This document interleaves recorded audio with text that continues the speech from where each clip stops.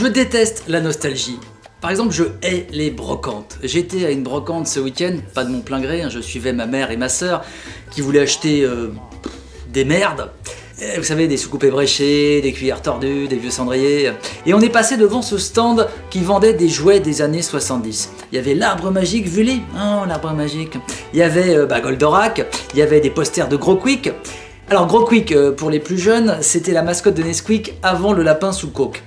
Et donc le vendeur s'est approché de moi tout content, il a fait « Ah, ça doit vous rappeler des souvenirs !» Et je lui ai dit « Franchement, ça me donne envie de crever. » Alors il a pas insisté, il est parti emmerder un pauvre con en Stan Smith avec ses deux gamins, Jules et Balthazar. Bon, quand t'as 40 ans, si tu veux acheter un jouet, achète un god, pas un arbre magique. Et pour moi, tout ça, c'est très symptomatique de l'époque qu'on vit. Parce que c'était mieux avant, ouais, l'insouciance de l'enfance. Les années 70, c'était pas insouciant pour tout le monde.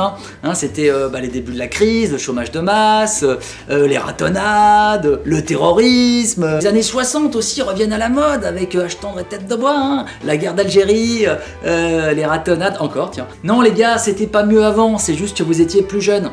Le besoin de retourner en arrière, de cocooner. C'est la même chose quand on va chez le caviste et qu'on fait un petit dîner entre amis. C'est bien les petits dîners entre amis, je dis pas le contraire, mais en faire tout le temps, tu vois. Et puis regarder les émissions de cuisine, Top Chef, Master Chef, mon voisin fait des œufs brouillés. Dans 50 ans, il n'y aura plus rien à bouffer sur Terre, mais on saura tous faire des verrines. Non mais à ce moment-là, allons jusqu'au bout, mettons des sacs de sable autour des maisons avec des petites mitraillettes, comme ça on sera bien. D'ailleurs on y arrive, de toute façon. Il y a des gens qui regardent encore avant les années 70.